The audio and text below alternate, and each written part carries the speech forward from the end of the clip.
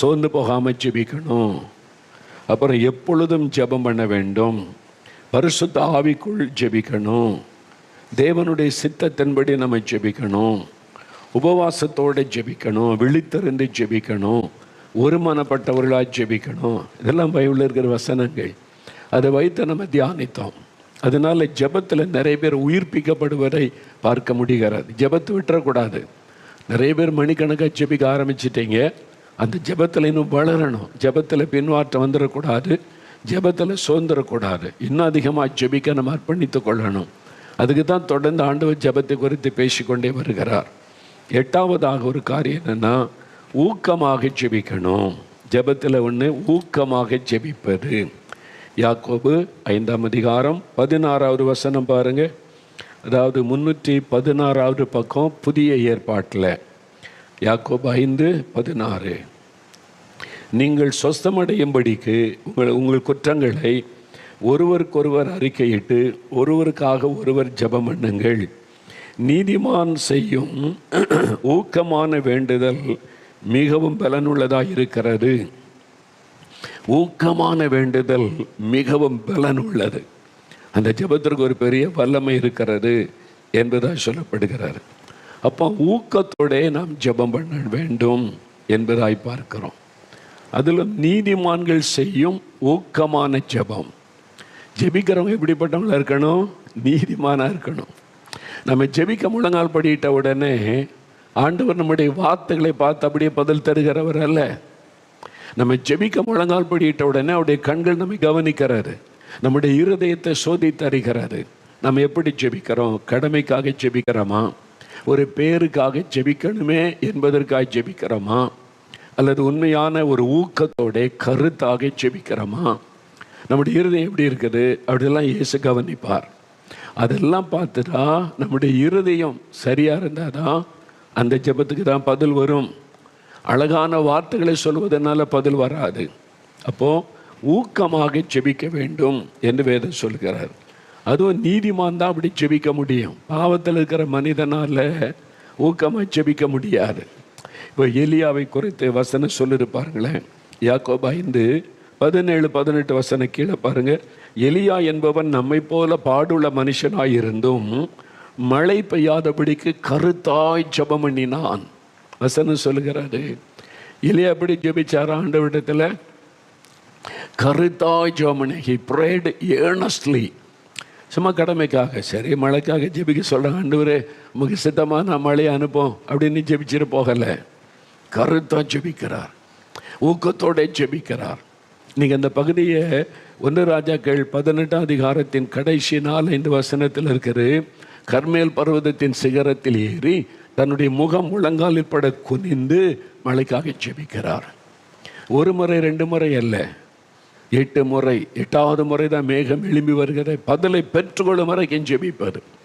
சும்மா கடமைக்காக ஜெபிச்சுட்டா பதில் வருமா வரலையா அதை பற்றி யோசனை இருக்காரு. நிறைய பேருடைய ஜெபம் வீணாய் போகிறது. நீங்கள் கருத்தா ஜெபிக்காததுனால உங்களுடைய ஜெப நேரம் வீணாய் போகிறது. ஏன்னா ஒரு எதிர்பார்ப்பு இல்லை.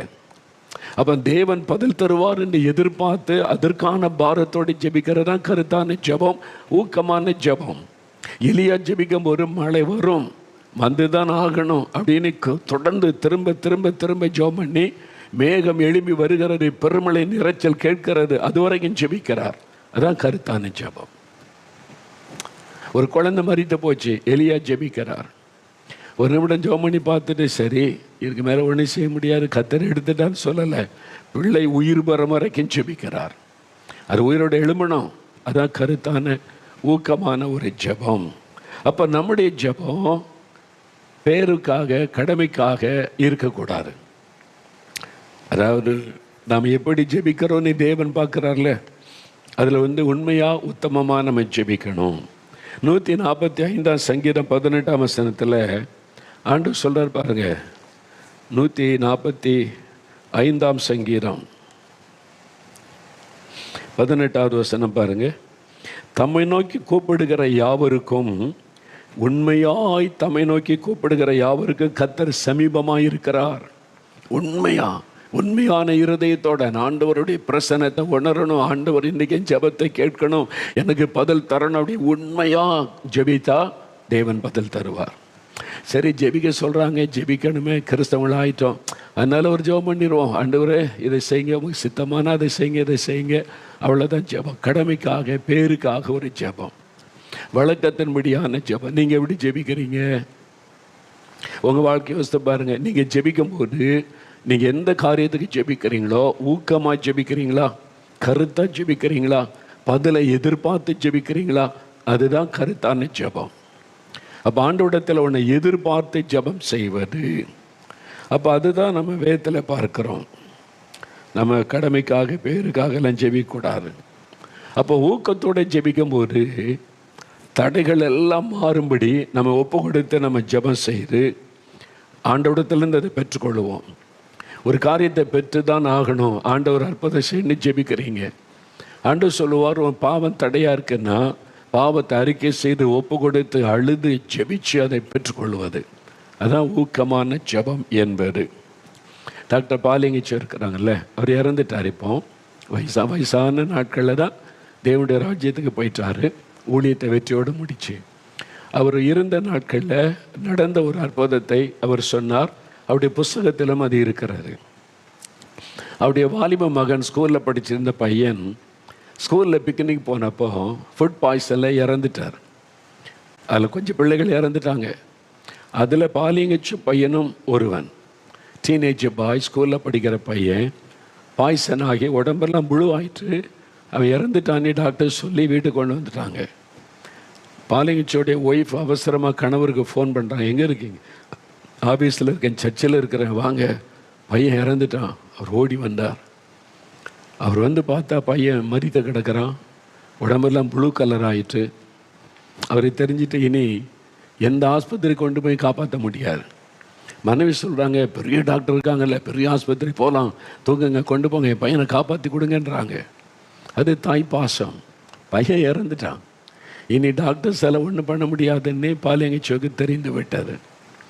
அவர் என்ன பண்ண, தண்டி பெட்ரூமில் கொண்டு போய் படுக்கையில் வச்சுட்டு கதவை மூடி ஜெபிக்க ஆரம்பித்தார். கதவை என்ன எல்லாம் அழுகிறாங்க, மனைவி அழுகிறாங்க, அப்புறம் அவருடைய அசிஸ்டன்ட் பாஸ்டர்ஸ் வந்துட்டாங்க, சபை எல்டர்ஸ் வந்துட்டாங்க, எல்லாரும் அழுகிறாங்க. அப்போ ஒரு மனமாக கருத்தாக ஜெபிக்க முடியாது, எண்ணெய் செதறிடும், குழப்பம் வந்துடும். அப்போ அந்த ஜெபத்துக்கு பதில் வராது. அதனால் என்ன பண்ணினா, தன்னை தனிமைப்படுத்தி கொண்டு தனியாக தன்னுடைய மகனை வச்சுட்டு முழங்கால் படிக்கிட்டு முதல்ல அவர் சொல்லுகிறார், தன்னுடைய பாவத்தை அறிக்கை செய்து ஜெபிச்சாராம். ஆண்டவரே, ஏண்டு இருக்கிற குறைகளை மன்னியும், ஜெப குறைவை மன்னியும், என் வாழ்க்கையில் இருக்கிற சில குறைகள் ஆண்டவரே அதெல்லாம் எனக்கு மன்னிங்கன்னு தன்னை ஒப்பு கொடுத்து ஜெபம் பண்ணி தடைகளை எல்லாம் அப்படியே மாற்றி, என் பையனுக்கு அற்புதம் நடக்கணும், அவன் எனக்கு வேணும், அவன் திரும்ப வரணும், அவனை திரும்ப தாங்க அப்படின்னு சொல்லி மரித்து போன மகன் திரும்ப வரணும்னு ஊக்கத்தோட ஜெபம் பண்ணினார். சும்மா பேருக்காக ஆண்டவர் சித்தமானா தாங்க, இல்லை நம்முடைய சித்த ஆண்டவர் அப்படிலாம் இல்லை, வேணும், என் மகன் எனக்கு வேணும், நீர் அவனை திரும்ப தரணும் அப்படின்னு ஊக்கத்தோட ஜெபம் பண்ணினார். ஜெபம் பண்ணியிருக்காரு, விடாமல் ஜெபிக்கிறார் சில மணி நேரம். திடீரென்று மரித்து போன மகன் உயிர் பெற்று எழும்பினான். அவன் எழும்பின உடனே அவருக்கு எப்படி இருக்கு யோசிப்பார், அப்படியே ஆண்டவரை துதிக்க ஆரம்பித்தார். மரித்து போன பையனை திரும்பி தந்துட்டீங்களா ஆண்டவரே, உமக்கு நன்றி. ஊக்கத்தோட ஜெபம் பண்ணினார், இல்லை கருத்தாக ஜெபம் பண்ணினார். மகன் எழும்பணும்னு சொல்லி, ஆண்டவர் தரணும்னு சொல்லி. அவன் சொன்னாப்பா, நீ என்ன நடந்துச்சு மகனே அப்படின்னு கேட்டா, நான் என்னை தேவதூதர் பரலோகத்துக்கு கூட்டு போயிட்டாங்க, அங்கே போனால் ரொம்ப அழகாக இருக்குது, நிறைய தேவதூதர்கள் இருக்கிறாங்க, பார்க்கவே ரொம்ப அழகாக சந்தோஷமாக இருந்தது, அழகழகான இடங்கள். அப்போ இயேசு கிறிஸ்து அங்கே வந்தாங்க, என் பக்கத்தில் வந்தாங்க. என் பக்கத்தில் சொன்னாங்க, மகனே நீ திரும்பி பூமிக்கு போ, நீ பிறகு இன்னும் வயதான பிறகு பரலோகத்துக்கு வரலாம், இப்போ நீ திரும்பி போன்னு சொன்னாங்க. நான் சொன்ன போக முடியாது, நான் இங்கே தான் இருப்பேன், இங்கே தான் சந்தோஷமாக இருக்குது, இவ்வளோ அழகாக இருக்குது, இந்த இடத்த விட்டு நான் போக மாட்டேன்னு சொன்னேன். அப்போ இயேசு கிறிஸ்து சொன்னாங்க, உங்கள் அப்பா முழங்கால் போட்டுட்டாங்க, அறைக்குள்ளே முழங்கால் போட்டு உங்கள் அப்பா ஜெபிக்க ஆரம்பிச்சிட்டான், நீ போகாட்டா என்ன அவன் விட மாட்டான். ஏன்னா அவனுடைய ஜெபம் அப்படிப்பட்டது, அவன் ஊக்கமாக போராடி ஜெபிக்க ஆரம்பிச்சிட்டான். நீ போனாதான் நான் நிம்மதியாக இருக்க முடியும். இல்லாட்டா அவ்வளோதான். நீ போகாமல் என்ன அவன் விட மாட்டான். நீ வா, நானே கூட்டிகிட்டு போகிறேன்னு சொல்லி இயேசுவை கூட்டிகிட்டு வந்தாராம். அந்த பையன் சொல்கிறான், கொண்டு விட்ட உடனே உயிர் வந்து விட்டார். சொல்கிறான், அவங்க அப்பா கிட்ட, டேடி பாருங்கள் ஏசப்பா அங்கே தான் நிற்கிறாங்க, என்னை விட்டுட்டு போகிறக்கு நிற்கிறாங்க, அவங்களுக்கு தேங்க்ஸ் சொல்லுங்கள் அப்படின்றான். இவர் கண்ணுக்கு தெரியல, அவங்க கண்ணுக்கு ஏசு தெரிகிறார். சின்ன பையன், டீனேஜ் பாய், அவன் சொல்கிறான், ஏசப்பா நிற்கிறாங்க, என்னை அவங்க தான் கூட்டிகிட்டு வந்தாங்க, நீங்கள் தேங்க்ஸ் சொல்லுங்கள் அப்படின்னு சொல்கிறான். இவர் பார்த்தா இவர் கண்ணுக்கு ஏசு தெரியல, ஆனால் ஏசு அங்கே நிற்கிறதை ஃபீல் பண்ணுகிறார். அப்படியே பிரசன்னம். ஆண்டவருக்கு நன்றி சொன்னார். எப்படி இந்த அற்புதம், மரித்து போன மகனை எப்படி திரும்ப பெற முடிந்தது? எலியா ஜெபித்தான்ல, கருத்தாய் ஜெபித்தான். சும்மா கடமைக்கு ஜெபிப்பதல்ல, கருத்தாய் ஊக்கத்தோட பெற்றுக்கொள்வோன்ற ஒரு விசுவாசத்தோட பெற்றுக்கொள்ளும் மறைக்கும் ஜெபிப்பார். அதுதான் ஊக்கமாக ஜெபிக்கிற ஜெபம். நம்ம என்ன செய்கிறோம்? நீங்களே யோசிச்சு பாருங்க. போன வாரம் எதுக்காக ஜெபிச்சிங்க? போன வாரமா? நேற்றுக்கு ஜெபிச்சதே ஞாபகத்தில் இல்லை, நீங்கள் போன வாரம்ன்றீங்களே. அதான் நம்ம ஜெபிக்கிறது நமக்கு ஞாபகத்தில் இருக்கிறது இல்லை. அது பதில் வந்துச்சா சொல்ல தெரியாது. ஜெபம் பண்ணிங்களா? தினம் ஜெபிக்கிறேனே. என்ன ஜெபிக்கிறீங்க? அப்போ பதிலை எதிர்பார்க்காம என்ன ஜெபம் பண்ணுறீங்க? நான் தினம் ஜெபிக்கிறேன், தினம் பதில் பெற்றுக்கொள்கிறேன்னு சொல்லணும்ல. அதான் கருத்தான ஊக்கத்தோடு ஜெபிக்கிற ஜெபம். இல்லைன்னா கடமைக்கு ஜெபம் பண்ணுறீங்க, பேருக்கு ஒரு ஜெபம் பண்ணுறீங்க, விளக்கத்தின்படியான ஜெபம் பண்ணுறீங்க. அந்த ஜெபத்தில் பிரயோஜனம் இல்லை. ஆனால் தான் ஊக்கத்தோடு நம்ம ஜெபிக்கணும். அந்த ஜெபத்துக்கு தடையாக இருக்கிறதெல்லாம் அறிக்கையிட்டு சரி பண்ணி அறிக்கையிட்டு ஆண்டவர் பக்கமாக நெருங்கி நின்று ஜெபிக்கணும். பெற்றுக்கொள்ளும் வரைக்கும் நம்ம ஜெபிக்கணும். அதான் கருத்தான ஜெபம், ஊக்கத்தோடு ஜெபிக்கிற ஜெபம். வேத புஸ்தகத்தில் ஆதியாகமம் 32ஆம் அதிகாரத்தில் யாக்கோபு ஜெபித்த ஜெபம் உங்களுக்கு தெரியும்ல. யாக்கோபு அவருடைய ஜெபம் எழுதப்பட்டு இருக்கிறார். தேவனோடு போராடுகிறார். அவருக்கு ஒரு நெருக்கமான சூழ்நிலை வந்துட்டு, அவருக்கு 2 மனைவி, பிள்ளைகள், சொத்துக்கள், நேரம் எல்லாத்தோடு திரும்பி வருகிறார். அவருடைய சகோதரனை அவர் கிட்டத்தட்ட ஒரு 20 வருஷத்துக்கு முன்னால் ஏமாற்றிட்டு போயிட்டார். அவன் உள்ளத்தில் கசப்பை வைத்து கொண்டு நான் வரட்டோன்னு கொன்னுறேன்னு சொல்லி, இப்போ யாக்கோபு வருகிறான்னு செய்தி கேள்விப்பட்டு ஏசா தன்னுடைய ஆட்களோடு வர்றான். இப்போ யாக்கோபுக்கு பயம். இப்போ என் மனைவி பிள்ளைகள்லாம் இருக்கிறாங்க, சகோதரன் வந்து எல்லாத்தையும் அடித்து கொண்டுட்டா என்ன செய்கிறது? ஆண்டவர் தான் ஒரு அற்புதம் செய்யணும். இதில் ஆண்டவர் தலையிட்டால் தான் முடியும். அதனால் ஜெபிக்கிறார். யாரும் உதவி செய்ய முடியாது, யார்கிட்ட போய் கேட்க முடியாது. கர்த்தர் ஒருத்தர் தான். யாப்போக்கு என்ற நதியை தன்னுடைய மனைவி பிள்ளைகளை கடந்து போக சொல்கிறார். கோ, நீங்கள் போங்க. தன்னை தனிமைப்படுத்தி கொள்கிறார். ஊக்கமான ஜெபத்துக்கு தனிமையாக ஜெபிக்கிறார். இயேசு தன்னை தனிமைப்படுத்தி கொண்டு கெத்செமனே தோட்டத்தில் ஜெபித்தார். தன்னை தனிமைப்படுத்தி கொண்டு மலையில் ஏறி ஜெபம் பண்ணினார். தன்னை தனிமைப்படுத்தி கொண்டு வனாந்தரத்தில் போய் ஜெபம் பண்ணினார். அப்படி தனிமைப்படுத்தி கொண்டு தேவனோடு தன்னை திறந்து ஜெபிப்பார். அந்த மாதிரி ஜெபம் பாருங்க. இப்போ யாக்கோபு எல்லாத்தையும் அனுப்பிடுறார். மனைவி பிள்ளைகள் எல்லாம் போங்க. அவர் தனியாக இருக்கிறார். தேவனோடு தனித்து இருக்கிறார். போராடுகிறார். ஆண்டவரோடு யுத்தம் பண்ணுகிறார். என்னை ஆசீர்வதித்தால் ஒளிய நான் போக விட மாட்டேன் ஆண்டவரே, விட்டாமல் பிடித்து கொள்கிறார். எனக்கு இந்த ஆசீர்வாதம் வேணும். எனக்கு ஒரு ஆபத்து வருது. என் சகோதரனை கொலை பண்ண வருகிறான். நான் தப்பு பண்ணிட்டேன், அவனை ஏமாத்திட்டேன், அவன் இப்போ என்னை கொலை பண்ண வருகிறான். என் மனைவி பிள்ளைகளுடைய நிலைமை என்ன ஆகும்? நீங்கள் என்னை ஆசீர்வதிக்கணும், எனக்கு ஒரு அற்புதம் நடக்கணும். கருத்தாக ஜெபிக்கிறார். தன்னை தனிமைப்படுத்தி கொண்டு தேவனோடு போராடி அவர் ஜெபிக்கிறார்.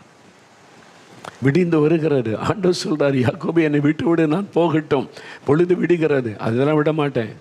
என்னை ஆசீர்வதித்தால் ஒளியை போக விட மாட்டேன். எனக்கு பதில் சொல்லுங்க. அதான் ஊக்கமாக ஜெபிக்கிற ஜெபம், கருத்தாக ஜெபிக்கிற ஜெபம். ஆண்டவர் பதில் கொடுத்தார். அவனை தொட்டார், அங்கே அவனை ஆசீர்வதித்தார். ஏசா வந்து பார்த்தா கட்டி பிடித்து அழுகிறான். யாக்கோபை கட்டிப்பிடித்து அழுதான் என்று பார்க்கிறோம். கொலை பண்ணிடுவான் நீ வந்தவன். அவருடைய இருதயத்தை அப்படி ஆண்டவர் மாற்றுகிறார். ஒரு அற்புதம் நடக்கிறது. உங்களுக்காக சூழ்நிலைகளை மாற்றுவார், மனிதனுடைய இருதயத்தை மாற்றுவார், தடைகளை மாற்றுவார், உங்களுக்கான ஒரு அற்புதத்தை செய்வார். ஆனால் நீங்கள் ஊக்கமாக ஜெபிக்கணும். சும்மா கடமைக்கு ஒரு ஜெபம் பண்ணிடுவோமே, ஓகே நம்ம எல்லாம் கிறிஸ்தவர்கள் எல்லாத்துக்கும் ஜெபிக்கணும் ஆண்டு சொல்லி கம் வி வில் ப்ரே அப்படின்னு ஒரு சின்ன உப்புச்சப்பு இல்லாத ஜெபம் பண்ணிட்டு போகிறது. நிறைய பேருக்கு இந்த ஜெபம் கடமையாக மாறிவிட்டது. கருத்தான ஜெபம் இல்லை, பேருக்காக ஒரு ஜெபம். அப்போ நீங்கள் பண்ணுற ஜெபத்துக்கு ஆண்டவர் பதில் கொடுத்ததை நீங்கள் பார்க்கணும். அதற்கு நம்ம என்னென்ன காரியம் ஜெபிக்கிறோன்னு எழுதி வைக்கணும்ல. நான் எல்லாமே எழுதுகிறேன். இங்கே வந்து ஜெபம் நடத்தும் போது இன்றைக்கி என்னென்ன காரியத்துக்கு ஜெபித்தோம், போன வாரம் என்னென்ன காரியத்துக்கு ஜெபித்தோம், இந்த டைரியில் எல்லாமே இருக்கும். என்ன தேதியில் அது மாதிரி என்ன பாட்டு பாடினோம், என்னென்ன காரியத்துக்கு ஜெபித்தோம், எல்லாமே இதில் இருக்கும். அப்போது இது பார்க்கும்போது ஒரு எதிர்பார்ப்பு, இதுக்கு ஜெபிச்சோமே, ஆண்டவர் என்ன செய்திருக்கிறார், நம்ம நியூசிலாந்துக்கு ஜெபிச்சோமே அங்கே என்ன நடக்குது, ஆஸ்திரேலியாவுக்கு ஜெபிச்சோமே கத்துறாங்க என்ன செய்கிறார், தமிழ்நாட்டுக்காக ஜெபிச்சோமே இங்கே என்ன நடக்கிறது, அந்த எதிர்பார்ப்பு அப்போ தான் வரும். அப்போ நம்முடைய ஜெபம் கருத்துள்ளதாக மாறும். சும்மா ஜெபம் பண்ணிட்டு போவோம் அப்படின்னு போகக்கூடாது. அதுக்கு தான் நான் சொல்கிறேன், ப்ரேயர் டைரி ஒன்றே மெயின்டைன் பண்ணுங்க. டைரியில் எழுதுங்க என்னென்ன காரியத்துக்கு ஜெபிக்கணும்னு, அதை வச்சுக்க ஜெபம் பண்ணுங்க. தினந்தோறும் அதை சொல்லி சொல்லி ஜெபிக்க ஒரு இங்கே கருத்தாக ஜெபிக்க ஆரம்பிச்சிருவீங்க, எதிர்பார்ப்போடு ஜெபிக்க ஆரம்பிச்சிருவீங்க. எப்போ எனக்கு எதுக்கு பதில் வரும்ன்றது எதிர்பார்ப்பு வந்துடுமா, உங்களுடைய ஜெபம் வித்தியாசமாக மாறிடும். அதான் கருத்தான ஜெபம். யாக்கோபு தனித்திறந்து ஜெபித்தார்ல, அதே மாதிரி தான் லூக்கா 6:12 இயேசு கிறிஸ்து ஒரு மலையின் மீது ஏறி ராத்திரி முழுவதும் தனிமையாக இருந்து ஜெபித்தார். தன்னை செப்பரேட் பண்ணுகிறார், பிரித்து கொள்ளுகிறார். நான் போய் ஜெபிச்சுட்டு வரேன், நீங்கள் அங்கே இருங்க, தனிமையாக போய் பிதாட்ட பேசுகிறார். லூக்கா 5:16 வாசிக்கும் போது இயேசு வனாந்தரத்தில் போய் தனித்து ஜெபம் பண்ணி கொண்டிருந்தார். ஆனால் தான் ஆண்டவர் ஜெபத்தை குறித்து சொல்லும்போது மத்தேயு 6:6 நீங்கள் உங்கள் அறை வீட்டுக்குள்ளே போய் கதவை மூடி பிதாவுக்கு தெரியும்படி ஜெபம் பண்ணுங்கன்னு சொல்லுகிறார். தானியேல் 6:10 வாசிக்கும் போது தானியேலும் தினம் 3 வேளை பலகணிகள் திறந்திருக்க எருசலேமை பார்த்து தன்னுடைய அறைக்குள்ளே ஜெபம் செய்கிறார். அதை நம்ம பார்க்கிறோம். அதனால் நாம் ஜெபிக்கும் போது கருத்தாக ஜெபிக்கணும், எதிர்பார்ப்போடு ஜெபிக்கணும். அது ரொம்ப முக்கியம். அப்போ நீங்கள் என்னென்ன காரியத்துக்கு ஜெபிக்கிறீங்க? கணவர் ரட்சிக்கப்படணும், பிள்ளைகள் ரட்சிக்கப்படணும், பிள்ளைகளுக்கு திருமண காரியம் நடக்கணும், எங்கள் கடன் பிரச்சனை மாறணும், இந்த வழக்குக்கு ஒரு முடிவு வரணும், ஒரு வீடு கட்டணும், என்னுடைய பிஸ்னஸ் ஆசீர்வதிக்கப்படணும், பிள்ளைகளுக்கு நல்ல திருமண வாழ்க்கை அமையணும், குழந்தை செல்வம் வேணும், ஏதோ ஒரு தேவை இருக்குல்ல. அதுக்காக எப்படி ஜெபிக்கிறீங்க? கருத்தாக ஜெபிக்கணும், ஊக்கத்தோடு ஜெபிக்கணும். சிலர் தன்னுடைய காரியம்னா ரொம்ப கருத்தாக ஜெபிப்பாங்க, எனக்காக என் குடும்பத்துக்காக அப்படின்னு கருத்தாக ஜெபிப்பாங்க. ஆனால் மற்றவங்களுக்காக ஜெபிக்கும் போது கடமைக்கு ஒரு ஜெபம், சரி ஜெபிக்க கேட்டுக்கொண்டாங்க, ஆண்டவரே அவங்கள ஆசீர்வதிங்க, அற்புதம் செய்யுங்க, அவ்வளோதான். நமக்கு நாம் எவ்வளோ ஊக்கமாக கருத்தாக ஜெபிக்கிறோமோ அதே மாதிரி மற்றவங்களுக்காக ஜெபிக்கணும்.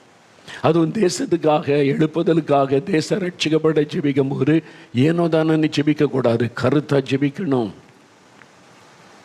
சிலர் தனக்குடைய காரியத்துக்கு மட்டும் ரொம்ப சின்சியராக ஜெபிப்பாங்க, கவனமாக இருப்பாங்க. ஆனால் மற்றவங்களுக்காக, தேசத்துக்காக ஜெபிக்கும் போது ஏனோ தானே ஜெபிக்கிறது, கருத்து இல்லாமல், ஒரு எய்ம் இல்லாமல் ஜெபம் செய்வது. நாம் அப்படி இருக்கக்கூடாது. நாம் மற்றவங்களுக்காக ஜெபிக்கும் போதும் கருத்தாக ஜெபிக்கணும். பாருங்க, நம்ம இயேசுடிக்கிறார் ஊழியம் ஒரு ஜெபக்குழுவாக ஆரம்பிக்கப்பட்டார் 1978 அக்டோபர் 2 அப்போ தான் ஜெபக்குழு. அன்றைக்கி கவர்மெண்ட் ஹாலிடேயில் ஒரு ஆரம்பித்தோம். தினந்தோறும் கூடி இந்தியாவுக்காக ஜெபிக்கிறார். இந்திய எழுப்புதலுக்காக, இந்திய மக்கள் ரட்சிக்கப்பட தினமும் கூடி 2 மணி நேரமாவது ஜெபிக்கணும். ரெகுலராக ப்ரேயர். இந்தியாவின் எழுப்புதல், இந்திய மக்கள் ரட்சிக்கப்பட 78 ஜெபிக்கிறோம். கிட்டத்தட்ட 46 வருஷங்கள். இன்னும் ஜெபத்தை விடலை, சோர்ந்து போயிடலை. நம்ம இத்தனை வருஷம் ஜெபிக்கிறோம், தேவன் பதில் தரல, என்னன்னு பதில் தந்து கொண்டு இருக்கிறார். நிறைய ரட்சிக்கப்படுறாங்க, சபைகளுக்கு எழுப்புதல் அக்கினி ஊற்றப்படுகிறது, ஜெபிக்கிறவங்க பெருகிறாங்க, மனம் திரும்புகிறாங்க, காரியம் நடக்கிறது. அப்போ இன்னும் நாங்கள் ஜெபத்தை விடலை. இது அல்ல, முழு தேசமாக மாறுகிற மாற்றம் வரணும், எழுப்புதல் வரணும், அதுக்காக ஜெபித்து கொண்டே இருக்கிறோம். திடீர்னு முழுகிற ஜெபம் வைப்போம், கூடி உட்காந்து ஜெபம் பண்ணுவோம். 3 நாள் உபவாச ஜெபம் வைப்போம், ஜெபம் பண்ணுவோம். 40 நாள் உபவாச ஜெபம் தொடர்ந்து ஜெபிக்கலான்னு சொல்லி வைப்போம். எல்லா ஊழியத்தில் எல்லாருமே அதில் இணைந்து கொள்வாங்க. எல்லாரும் ஒருமனப்பட்டு இணைந்து கருத்தா ஊக்கத்தோடு ஜெபிக்கும் போது ஊக்கமான ஜெபம் மிகுந்த பலன் உள்ளது. அப்போ நீங்கள் ஜெபிக்கும் போது இயேசுவையே கண் முன்னால் நிறுத்தாமல் ஜெபிக்காதங்க. நிறைய பேர் இயேசுவை மறந்துட்டு ஜெபம் பண்ணுவாங்க. ஜெபம் இருக்கும், ஆனால் இயேசுவை பற்றி சிந்தையே இருக்காது. எத்தனை முறை நீங்கள் அப்படி ஜெபிச்சிருக்கீங்க யோசித்து பாருங்க. இயேசுவை பற்றி சிந்தையே இல்லாமல் இயேசுக்கிட்ட ஜெபம் பண்ணி இருக்கிறீங்க. ஏன்னா நம்ம அப்படி பழகிட்டோம். அதனால கடமைக்காக ஒரு ஜெபம் பண்ணிட்டு போறாரு, தப்பு. வசனத்தில் சொல்ல ஊக்கமான ஜெபம், நீதிமான் செய்யும் ஊக்கமான ஜெபம் தான் வல்லமை உள்ளது. மரித்தோரையும் எழுப்பக்கூடிய வல்லமை அந்த ஜெபத்துக்கு உண்டு. அப்படி ஜெபிக்கணும், அந்த மாதிரி நீங்கள் ஜெபிக்கணும். அது உங்கள் காரியமாக மாத்திரல்ல, தேசம், உங்களுடைய சபை, உங்கள் கிராமம், உங்களுடைய பட்டணம், மற்றவுடைய ரட்சிப்புக்காக அதே மாதிரி கருத்த ஊக்கத்தோடு ஜெபிக்கிறாரு. அந்த ஜெபத்துக்கு ரொம்ப வல்லமை உண்டு.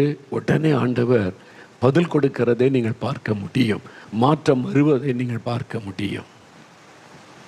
ஆமாம், நான் இருந்த சபையில் முன்னால், இப்போ நான் நியூ லைஃப் சிஎஸ்ஐ சபை அங்கே தான் போகிறேன். அந்த நாள் ஆரம்ப காலத்துலேருந்து சிஎஸ் சபையில் தான் இருக்கிறேன். ஏன்னு சொன்னால் எனக்கு அப்போ நான் இந்துவாக இருக்கும்போது சபை பிரிவு இதெல்லாம் தெரியாது. அந்த நாள் சென்னையில் இருக்கிற சிஎஸ்ஐ சபைக்கு போயிருந்த ஒரு அண்ணன் வந்து ஜெபிக்கும் போது எனக்கு அற்புதம் நடந்தது. அப்போ அவங்க போன சபை அது. அவங்களோட நான் அந்த சபைக்கு போனேன், ஆராதனையில் பங்கு பெற்றேன். அதிலேருந்து அப்படியே தான் நான் இருக்கிறேன் நான். அப்போ அந்த சபை, எனக்குள்ள சபை இருக்குதாங்க. முதல்ல நான் இருந்த சபையில் சில காரியங்கள் வசனத்துக்கு போகிறம்பா தேவனை துக்கப்படுத்துகிற காரியம் இருந்தது. அது அறிந்து எனக்கு ரொம்ப துக்கம். அதனால் நேரில் சொல்லிட்டேன், இது ஆண்டவருக்கு சித்தம் இல்லை, இதை செய்யக்கூடாது சபைக்குள்ளே, இது தப்பு வசனத்தின்படி. நாங்கள் இவ்வளோ காலமாக செஞ்சுக்கிட்டு வர்றோம், இத்தனை காலமாக நாங்கள் செய்கிறோம் அப்படின்னு சொல்லி அதை யாரும் பெருசாக எடுக்கலை. ஆனால் அது ஆண்டவரை துக்கப்படுத்துகிற விஷயம்னு எனக்கு தெரியும். நான் மறுபடியும் சொல்கிறேன், கேட்கல. ஒரு நாள் நான் ஜெபிக்கிறேன், காட்டு பகுதியில் போய். என்னுடைய இப்போ நம்முடைய தேவனுடைய வீடுக்கு பின்னால் அப்போ காட்டு பகுதியாக இருந்தது. நான் போய் ஜெபிக்கிறேன். அப்போ இந்த சபையில் நடக்கிற காரியம் தேவனை எவ்வளோ துக்கப்படுத்துகிறது என்பதை என் ஆவிலே உணர முடிந்தது. உடனே நான் கண்ணீர் விட்டு அழுது, ஆண்டவரை எங்கள் சபையில், நான் போகிற சபையில் இந்த தப்பு நடக்குதே, உங்களை துக்கப்படுத்துகிறாங்க, உங்களை அவமானப்படுத்துகிறாங்க, உங்களுடைய மனதை காயப்படுத்துகிறாங்களே, இதை மாற்றுங்க ஆண்டவரை, மன்னிச்சிருங்க ஆண்டவரை, இந்த பாவத்தை அப்புறப்படுத்திடுங்க ஆண்டவரே. நீ அழுதுற, கண்ணில் கண்ணீர் வருது, அழுது நான் ஜெபிக்கிறேன். அன்னைக்கு காலையில் ஜெபிச்சிருக்கிறேன்.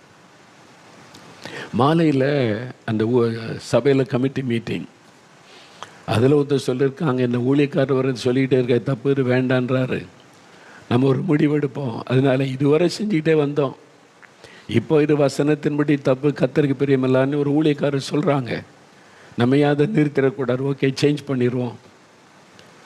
காலையில் அழுது ஜெபிச்சு மாலையில் சேஞ்ச், அற்புதம் நடந்துட்டு.